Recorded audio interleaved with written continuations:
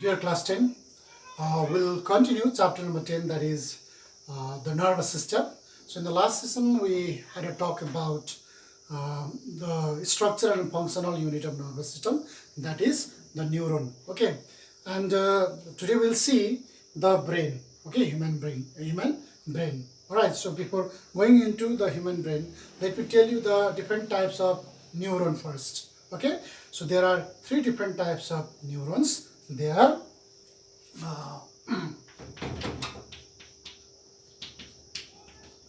types of neurons. They are sensory neuron, motor neuron, and third one is your association neuron. Okay, there are three types of neurons, namely sensory neurons, motor neurons, and association neurons. Okay, so sensory neuron is the neuron which carries impulses from the receptor organs to the central nervous system. Okay, receptor organs means out here the sense organs like eyes, nose, tongue, skin. So these are the receptors. So from there the messages or the impulses are carried by these sensory neurons to the central nervous system, that is brain and spinal cord. Alright, then your motor neurons, another type of neuron is there which is called motor neuron. So these motor neurons carry the impulses or the messages from the central nervous system, that is your brain and spinal cord, to the effector organs. Effector organs means your hands, your legs, like that, your limbs, okay, forelimbs and hind limbs. So these are your effector organs. And the third one is there, that is association neuron. So association neuron is the neuron that connects the sensory neurons and motor neurons. That means your association neurons are those neurons which interconnect the sensory neurons and motor neurons. Okay, these are the three different types of neurons. And similarly, the nerves are also classified. Okay, there are three kinds of nerves, like sensory nerves. That means those nerves which are formed of sensory neurons. Similarly, motor nerves. Motor nerves means nerves formed of motor neurons. And similarly, your mixed nerves are there, which are formed of both sensory and motor nerves. So these are the types of neurons and types of your nerves. Okay, now let us talk about the brain, which is there in your syllabus. Okay, the human brain is drawn out here, the human brain out here. Okay, the human brain. So human brain, okay, in proportion to the size of the body, the human brain is the largest among all other animals. Alright, so it weighs about 1.35 kg. 1.35 kg.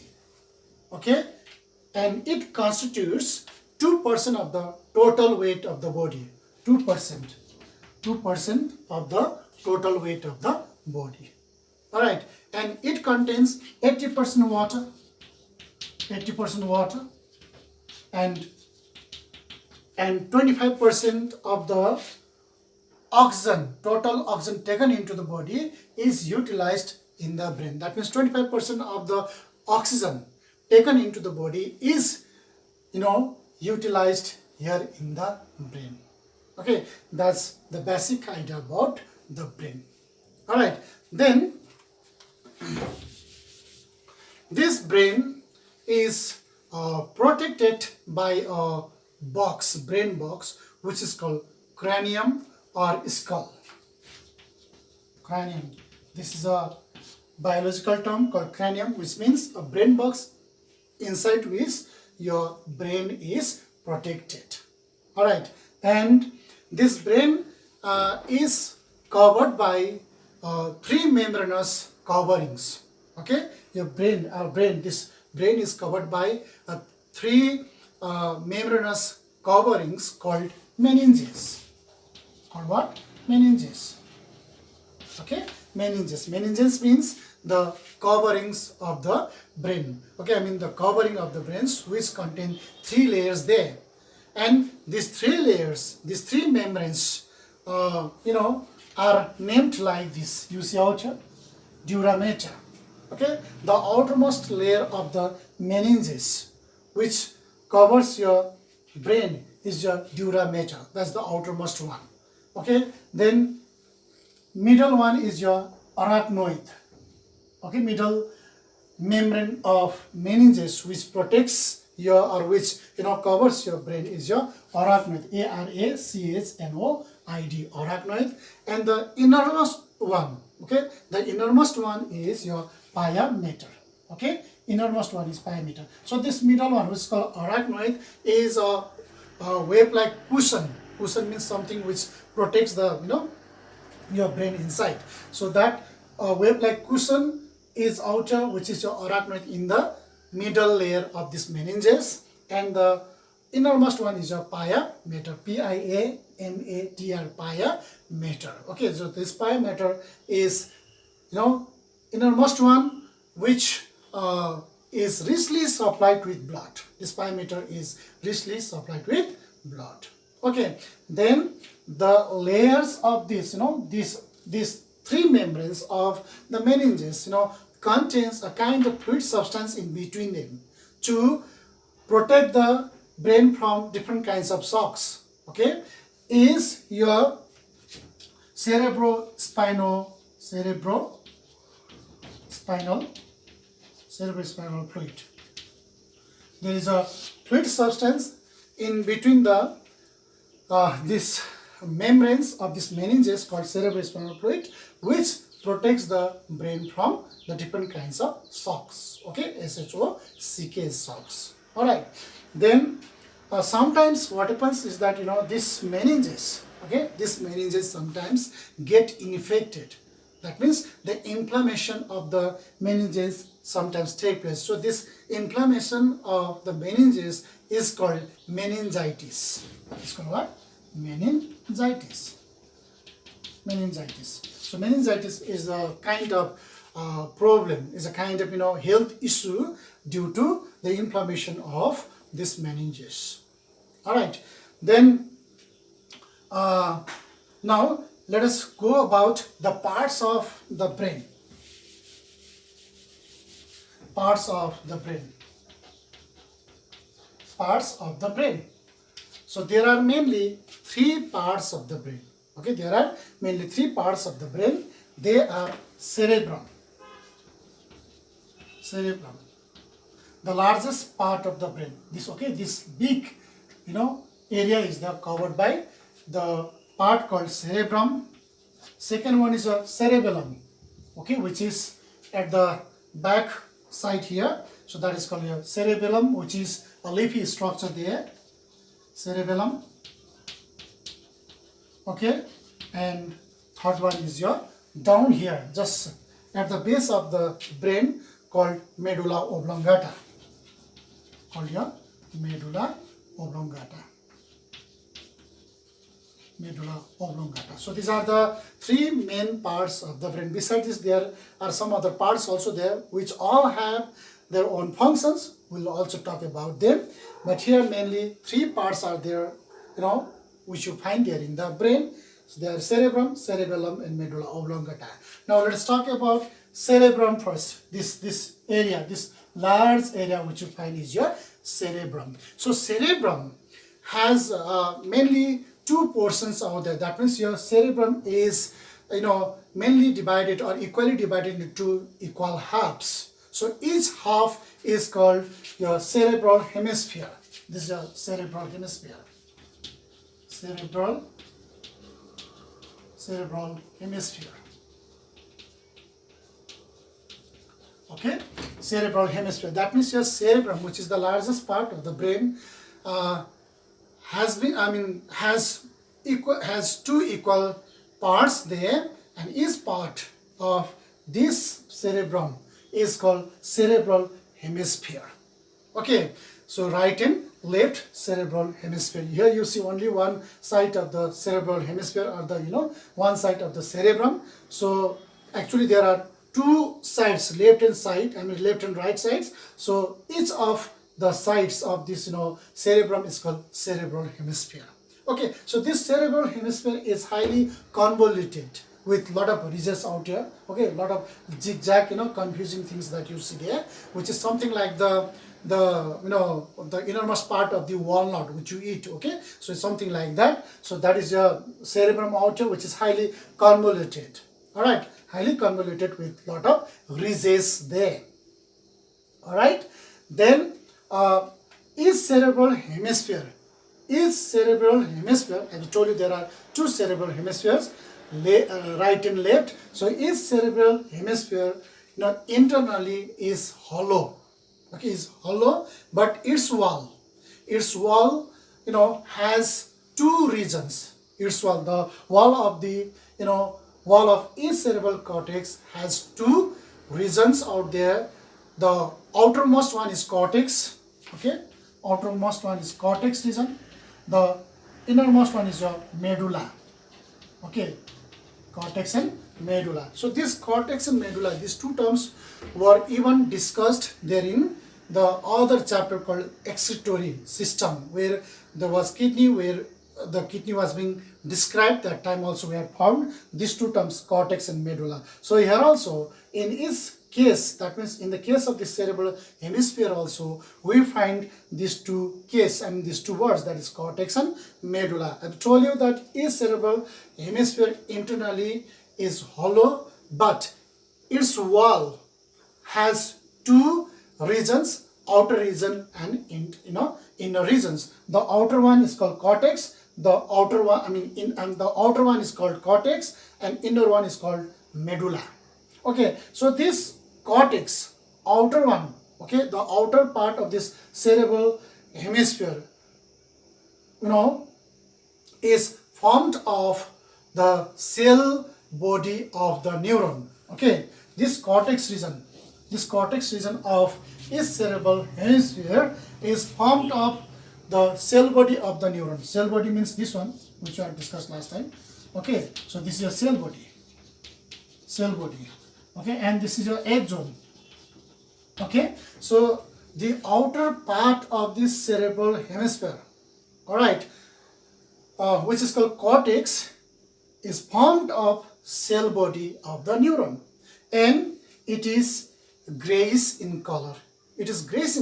So this part is also called gray matter. So it is also called gray matter. What is gray matter? It is there in your syllabus. So gray matter is the part of that your cerebral hemisphere, which is called cortex, formed of cell body and is in grayish color, so that it is also called gray matter. Okay, it's also called gray matter. All right, then this gray matter out here makes so many folds. Okay, this gray matter out in the cortex region makes so many folds, so many convolutions are there. All right, so these convolutions give the different structures out here. You see here, this your convolution, so many ridges, so many convolutions, so many groups. You see these folds which you see out here. Okay, these folds, actually the folds means like that. So these kinds of folds you see here in the cerebrum. All right, so these folds are called gyri. See here, so these are called gyri. The folds which you find here in the cerebrum or in the cerebral hemisphere formed of gray matter are called gyri. Okay, the singular form is gyrus. Similarly, there are groups. Okay, like that. When the folds are made, obviously the groups are also seen. So these groups, here you see groups. So these groups are called sulci.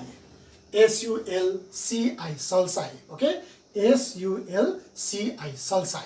Okay, the singular form of sulci is sulcus. Okay, so these are formed of gray matter. So gray matter means the cell body of the neuron you find here in the cortex, which makes all those like gyri and sulci. Okay, as I told you here with the help of this diagram also. Okay, then if these convolutions or the folds are many in number, if the number of the, this gyri or sulci or the folds or convolutions are, number is more, then what happens is that, the nerve cells or the brain cells means outer neuron only, or the nerve cells also will be large in number. That means more the convolutions or the more the convolutions here, the more the number of the brain cell is there. So that the the person who is having many such folds, because of the large number of this what you call your brain cells become very intelligent. Okay, that means if you have got more convolutions there, you obviously have more brain cells. So if you have got more brain cells, means you are more intelligent, because this region is the seat for intelligence, consciousness, and also the willpower, because your cerebrum is the site, is the seat for the intelligence, consciousness, and willpower. Okay, so this is, and also this is the one which controls all of the voluntary activities of the body also. Okay, so that's the gray matter out here. Okay, gray matter is the one which is formed of the cell body, forming the cortex region of the cerebral hemisphere, or the cerebrum, you can say cerebrum. Okay, then internally, which you say is medulla. So medulla of the cerebral hemisphere is formed of axon of the cell body, axon of the neuron, because this is there in the cortex region, making the, giving the grayish color to that region, so that it is called gray matter. And whereas the medulla region of this cerebral hemisphere is formed of axon of the neuron, and it is white in color. So this region is white in color. Since it is white in color, it is also called white matter of the brain. Alright, then here you see, as I've told you, there are two cerebral hemispheres, right and left, and these two cerebral hemispheres are connected by means of this band and sheet of fibers, SSEET, sheet of fibers, called corpus callosum. You see here, this is a corpus callosum. It's not labeled here. Okay, this is called corpus callosum. CORPUS, corpus callosum. Alright, so this corpus callosum is a sheet of fibers which connects these two cerebral hemispheres of the cerebrum. Okay, that I've told you, cerebrum is equally divided into cerebral hemispheres, and these two cerebral hemispheres are connected by means of this corpus callosum. Okay, and this corpus callosum transfers the messages or the information from one cerebral hemisphere to other cerebral hemisphere. Okay, so this is the this all about this your cerebrum or cerebrum, and the main function of the cerebrum, as I've told you, is to act as the seat for intelligence. Okay, then your consciousness and willpower, and as I've told you, it also controls all the voluntary activities of the body. Okay, now let's talk about cerebellum, another part of the brain, that is cerebellum, which is located just below the largest portion of the brain called cerebrum. Just below that there is a leafy like structure there, which is very small part of this brain, so it is also called the small brain. All right, and this cerebellum also has the cortex region and the medulla. Okay, cortex and medulla. Cortex, which is outermost region of this, you see being made up of gray matter, and whereas the medulla inside, okay, inside one, or the internally, it is called medulla, and that medulla you see being formed of your white matter. Okay, and internally it looks like a branching tree.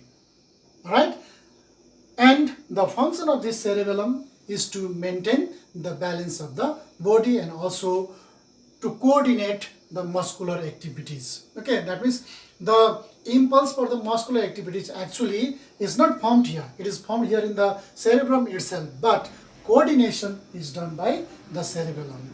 Okay, the main function of this one, as I've told you, is to maintain the balance of the body. That's why sometimes you see an alcoholic person, when he takes a lot of alcohol, that time that alcohol affects the cerebellum, so that the person loses the balance, so that he goes left and right and he falls. That's because of the effect out here in the cerebellum. All right, then the other one is your medulla oblongata. Okay, medulla oblongata, which is the lowest portion of the brain. Okay, lowermost portion of the brain is your medulla oblongata. All right, and it is at the base of the brain, you can say, or just below the skull. All right, and it continues with the your spinal cord. That means from here on, you see it continues with the spinal cord down there. All right, then it is almost like it almost has a triangular shape. Okay, triangular shape here. Okay, and the function of this medulla oblongata is to control the involuntary activities of the body, like you see peristaltic movement of the alimentary canal. Okay, heartbeats. Okay, then your breathing. So these are the ones which are actually controlled by this your medulla oblongata, which means all the your involuntary activities are actually controlled by the medulla oblongata. Okay, these are the three main parts of the brain. All right, beside this we have some other parts also there shown in the diagram, like thalamus, you see. Okay, hypothalamus, and also pons baruli. All right. Okay, this thalamus, which you see here in this diagram also. All right, so this thalamus also has an important role to play here in our life. That is, it supports the motor and language system. Okay, motor, that means movement of the body. Okay, and the language system is supported by thalamus. So that if this thalamus is damaged, that means damage to the thalamus can lead to a permanent coma also. All right, then we have hypothalamus here, just below this thalamus. Another reason is they called hypothalamus. So hypothalamus actually links the nervous system with the endocrine system. Okay, so I've told you before that I've told you already that we have got two systems to control and coordinate all the systems there in the body, that is your nervous system and endocrine system. So to connect, to link these two systems, your nervous system and the endocrine system, is done by the hypothalamus. Okay, and this hypothalamus via this pituitary gland, that is, so via the pituitary gland, this hypothalamus links the nervous system to the endocrine system. Okay, similarly another part you can see out here called your pons, or it is written as pons baruli. Okay, pons baruli. See, pons baruli is another region out here in the brain which carries or transfers the nervous messages from the different parts of the brain to the spinal cord. To the what? Spinal cord. Though your nervous, your brain and the spinal cord are the parts of central nervous system, but the connection to convey the message from the different parts of the brain to your spinal cord is done by this pons baruli, which are there in your syllabus. So these are, though it's not that we have got only three parts of the brain and they are there in the syllabus which you have to know, but beside that there are these parts also there which are shown there in the diagram, as I told you: thalamus, hypothalamus, pons. These are all there in your syllabus, and I've told you the functions of each one of them here. Okay, I hope you people have understood all about it, and please refer to your book as well. All right, thank you very much.